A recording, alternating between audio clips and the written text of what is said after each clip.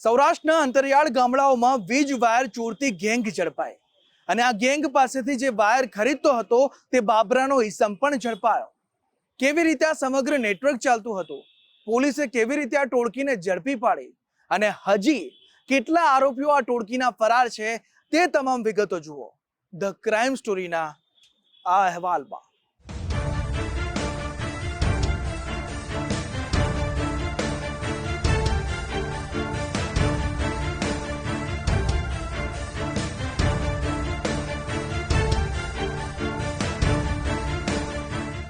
રાજકોટ ગ્રામ્યના વીરપુર અને જામકંડોરણા પંથકમાં છેલ્લા કેટલાક સમયથી વીજળીના વાયરની ચોરીની વ્યાપક ફરિયાદો સામે આવતી હતી। આ તસ્કર ટોળકી લાંબા સમયના પ્રયાસો છતાં હાથમાં આવતી ન હતી, જેથી રાજકોટ રૂરલ એલસીબીની ટીમના જવાનોએ રાત્રે અંતરિયાળ અને અવાવરૂ સ્થળોએ પેટ્રોલિંગ હાથ ધર્યું તો મધરાત્રે ચોરીના ગુનાને અંજામ આપતી ચોર ટોળકી આખરે સકંજામાં આવી। આ ચોર ગેંગની ગુનો આચરવાની અનોખી તરકીબ પર નજર કરીએ તો મૂળ રાજસ્થાની ચોર ટોળકીના સભ્યો દિવસે ખેતરમાં કૂવા ગાળવા સહિતના મજૂરી કામના બહાને રેકી કરતા હતા। જીઈબીના જીવંત વીજ પ્રવાહને જમ્પર વડે બંધ કરી નાખતા આ પાવર કટ થયા બાદ ગણતરીની મિનિટોમાં જ કટરથી વીજ વાયરો કાપીને ચોરીને અંજામ આપતા હતા। આ ટોળકીએ વીરપુરના થોરાળા ગામની સીમમાંથી અંદાજે 3.6 કિલોમીટર લાંબા એલ્યુમિનિયમના વાયરની ચોરી કર્યાનું સામે આવ્યું। આ જથ્થાની બજાર કિંમત અંદાજે 1,63,000 જેટલી થવા જાય છે। રાજકોટ ગ્રામ્ય એલસીબીને તપાસ દરમિયાન રાત્રે પાયલોટિંગ કરતી એક બોલેરો પિકઅપ અને કિયા કારને આંતરી, જેની તપાસ દરમિયાન બોલેરો પિકઅપ ગાડીમાંથી 320 કિલો એલ્યુમિનિયમ વાયરનો જથ્થો મળી આવ્યો। આ ગુનાને અંજામ આપતી મૂળ રાજસ્થાનની ટોળકી વીજ વાયર ચોરી બાદ બાબરાના ભંગારના ડેલાવાળા મુસ્તાક નામના ઈસમને સસ્તામાં એલ્યુમિનિયમ વાયરો પધરાવી દેતા હતા। આ તસ્કર ગેંગ પાસેથી કાર, બોલેરો, પિકઅપ, રોકડ અને મોબાઈલ મળીને 15 લાખ રૂપિયાનો મુદ્દામાલ જપ્ત કરવામાં આવ્યો છે। જામકંડોરણાના ગ્રામ્ય વિસ્તારોમાં તેમજ વીરપુરના ગ્રામ્ય વિસ્તારોમાં એક જે જીવીના વાયરો હોય છે તેની ચોરી કરતી ગેંગને આપણા રાજકોટ ગ્રામ્ય જિલ્લાની એલસીબીની ટીમે પકડી પાડેલ છે।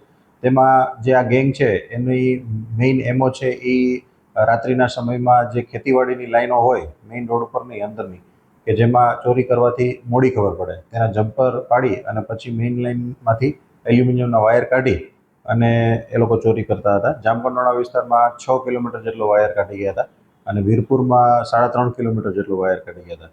આ જે ગેંગ છે એના મુખ્ય બધા જે ચોરી કરનારની જે આખી ટીમ છે એ રાજસ્થાનના 4 માણસો છે અને જે આ માલ ખરીદનાર છે એ મુસ્તાક કરીને બાબરાનો એક જે ભંગારના ડેલાવાળો છે એ મેઇન આ બધા ચોરીનો માલ ખરીદતો હતો અને એના માણસો હતા એ લોકો બોલેરો ગાડી લઈ અને આ માલ લેવા આવતા હતા અને એક જે પ્રાઇવેટ પોતાની ગાડી લઈ અને એને પાયલોટિંગ કરતા હતા કે આગળ કોઈ ચેકિંગ હોય તો આને જાણ કરી દે, એમ કરીને આખી આ ઘટનાને અંજામ આપતા હતા। આ શાતિર ટોળકીના સભ્યોની ગણતરીના સમયમાં જ વીજ પ્રવાહ રોકવાની સાથે તાર કાપી પિકઅપ બોલેરોમાં ભરીને રવાના થઈ જતા હતા।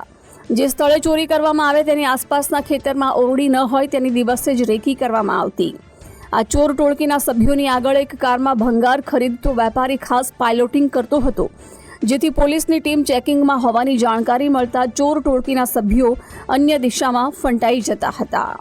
આ જે ગેંગ છે એનું મુખ્ય કામ પહેલાં જે કૂવાના આડાદાર કરતા હોય એમાં કામ રાખે, એટલે ગ્રામ્ય વિસ્તારમાં કામ રાખે એટલે ગામ વિસ્તારમાં જેટલા પણ ખેતીવાડી વિસ્તાર જે ક્રોસ થતો હોય ત્યાં કેટલા જીબીના થાંભલા છે એમાં રેકી કરી અને એમાં જે વાયર કાપી અને જે મોડી ખબર પડે એવો વિસ્તાર પસંદ કરીને ત્યાંથી એ લોકો વાયર ઉતારતા હતા।